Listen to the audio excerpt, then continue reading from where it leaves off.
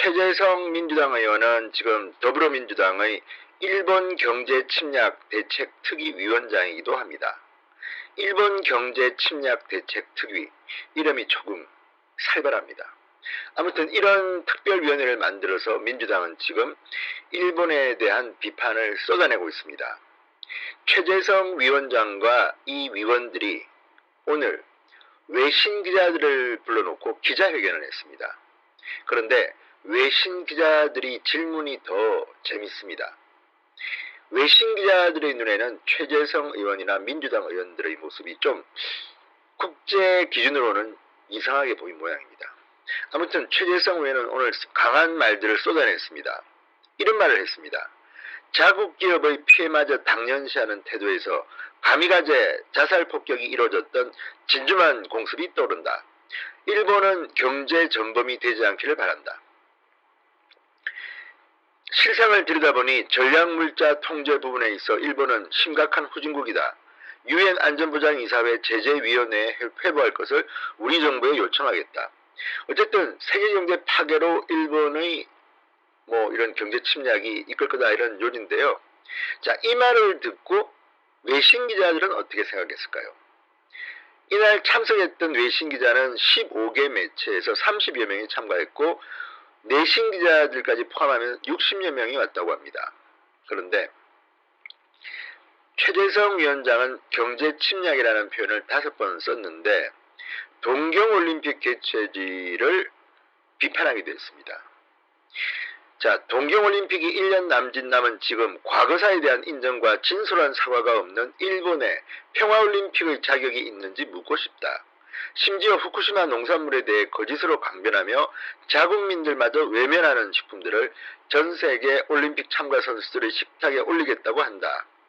정치에 눈이 멀어 올림픽 선수들까지 인질로 삼은 것, 이렇게 말했습니다. 정부 차원에서도 한국 국민들의 일본 기업 제품 불매운동을 바람직한 대응 방안이라고 보느냐. 영국 스카이뉴스 아예 전곡을 찔렀습니다. 러시아의 전투기가 한국 영공을 침공했고 북한이 단거리 미사일을 발사했다. 한일 관계가 악화되면서 간극이 벌어져 이런 일이 생기는 게 아닌가. 계속 악화될 경우 대안이 뭔가.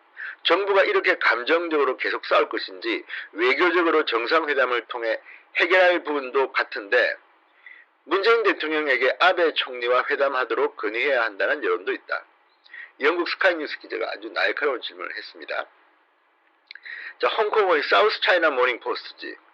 한일 관계의 긴장이 계속되고 한국이 화이트리스트에서 제외된다면 동경올림픽을 보이콧할 가능성도 배제할 수 없다고 정리해도 되겠나? 이런 질문들에 대해서 최재성은 어떻게 답했을까요? 최재성 위원장 말. 한일 양국의 과거사 문제와 같은 것은 외교적으로 풀어야 하는데 경제산업을 끌어들인 건 대단한 실책이라고 말하는 것이다. 불매운동은 국민들의 자발적인 운동에 관여하는 것 자체가 국제규범에 어긋나는 것이고 국민들을 모독하는 것이다. 다음 달 구성될 예정인 민주당 인재영입위원회와 관련해서 말이 많은 사람들은 뺀다. 이런 뼈있는 농담을 던졌습니다. 어쩌면 이해찬 대표 혼자서 인재영입위원회를 구성할 수도 있고 아니면 인재영입위원 명단은 공개하지 않는다, 이런 이야기도 나옵니다. 아무튼 지금 살벌합니다.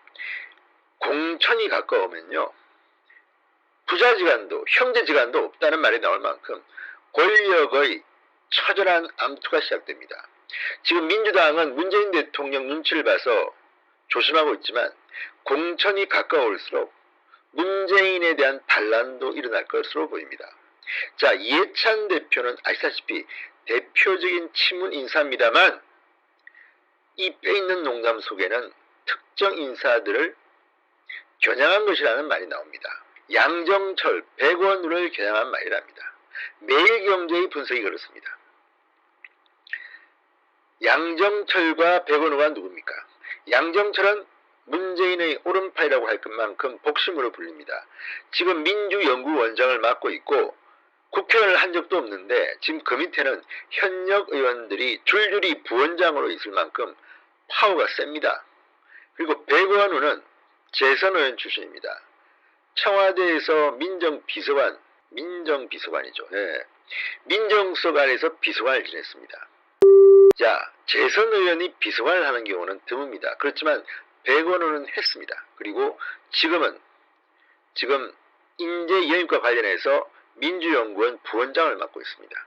그래서 홍익표 민주당 수석 대변인은 이런 말을 했습니다. 어제 국회에서 열린 최고위원회 직후 기자들과 만나 이해찬 대표가 우스갯소리로 인재영입위원회에서 말 많은 사람은 뺀다고 했다. 자이든 타이든 인재영입과 관련해서 말이 많은 사람들은 배제될 가능성이 있다고 밝혔습니다. 민주연구원의 양정철 원장, 백원호 부원장 등 핵심 친문 인사들이 인재영입 실무를 주도할 것으로 알려지면서 친문 공천이 아니냐 이런 논란이 있지만 이 대표가 전면에 나서서 주도권을 갖겠다는 이런 형식으로 논란을 지금 무마하고 있다는 이야기입니다. 그렇다면 반발이 나올 수밖에 없겠죠. 홍수석 대변인은 양 원장, 백 부원장 등이 인재영입위원으로 거론되는데 전혀 아무것도 결정된 것이 없다. 아무리 당대표 중심으로 간다고 해도 최고위원 회의에서 협의가 돼야 가능하다. 당대표 1인 체제는 말이 안 된다. 사무처와 위원 구성 후 공개 비공개 여부를 논의할 것이다. 이렇게 말했습니다. 이미 이해찬 단독 혹은 비공개 논의가 당 내부에서는 일고 있을 만큼 지금 양정철 백원호에 대한 비토가 만만치 않다는 이야기입니다. 문재인 대통령은 이런 생각을 할 겁니다. 내년 총선에서 나와 가까운 인사들이 국회의원이 되어야 문재인 대통령 임기 말년을 튼튼하게 보호해 줄 것이다. 그렇지만 현역 의원들 생각은 다를 수도 있습니다. 문재인 대통령이 지금은 잘 나가는 것 같지만 머지않아 지지율이 떨어지게 되면 하차없이 국회의원들은 등을 돌립니다. 이게 정치의 생리입니다. 이해찬 대표도 이거를 모를 리 없기 때문에 지금 겉으로 나와 양정철 백원호에 대한 이런 논란을 잠재우려고 이런 뼈있는 농담을 한 게 아닌가 싶습니다. 그렇지만 이해찬은 여전히 문재인 사람입니다. 그 이해찬이 볼 때도 지금 너무 일방적으로 친문, 청와대 중심으로 분위기가 바뀌고 있다. 이런 판단을 했을지도 모릅니다. 자, 인재영입이 출범은 8월 중순에 한다고 합니다.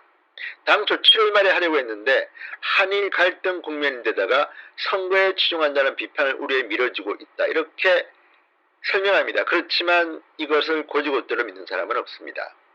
아마도 지금 민주당 내에 상당한 갈등이 존재하는 것으로 보입니다. 만약에 양정철, 백원호 등 청와대 친문 인사들이 중심이 돼서 인재 영입을 한다면 현역 다선 의원들 날리고 그 자리에 받겠다는 이야기입니다. 전략공천도 가능합니다. 지금 현역 의원들은 경선을 시킨다고 하지만 지금 룰은 정치 신인인 청와대 인사들한테 유리하다는 게 중론입니다. 그때 친박 인사들, 청와대 참모들을 청와대 출신 이력을 가지고 대거 출사표를 던졌지만 공천을 받은 사람은 많지 않았습니다. 그래서 지금 이해찬 대표는 상당히 힘든 상황에 빠진 것 같습니다. 그때 김영삼 대통령의 인기는 별로 좋지 않았지만 굉장히 과학적이고 참신한 인재를 등용해서 총선에서 크게 이겼습니다. 그때 들어온 사람들이 지금 큰 목소리 내는 사람들이 많습니다. 홍준표, 이재호, 김문수, 김무성 다 그때 들어왔던 것으로 기억합니다. 그때는 코드가 다르고 별로 김영삼 대통령과 친하지 않더라도 심지어는 민중당 출신인 이재호, 김문수까지 영입했고 그때 생각하면 상당히 로열티했습니다. 그러면 그 룰에 맞게 하면 되는데 그것도 지금 난감합니다. 왜? 백원우, 양정철이 이미 움직여버렸기 때문입니다. 그래서 지금 이해찬 대표가 말이 많은 사람들을 빼겠다. 백원우와 양정철을 겨냥한 것으로 보입니다. 공천이 어떻게 될지는 모르지만 인재 영입을 한다는 것은 상당히 중요합니다. 누군가를 치고 그 자리를 박는 겁니다. 그 고난을 두고 지금 오죽했으면 이해찬, 친문 인사인 이해찬 대표가 양정철 백원우를 견제하겠습니까? 이해찬 대표 이 뼈있는 농담. 말이 많은 사람들은 인재 영입위원 건치도 못 오게 하겠다. 지금 그쪽은 이미 내부 분열이 시작된 것으로 보입니다. 한번 지켜봅시다. 그리고 내년 총선은 아무리 좀 마음에 들지 않더라도 보수 정치를 선택해 주십시오. 그게 이 나라를 구하는 길입니다. 아무튼 지금 수도권에서 내년 총선을 준비하는 보수 우파의 동지들은 상당히 힘들답니다.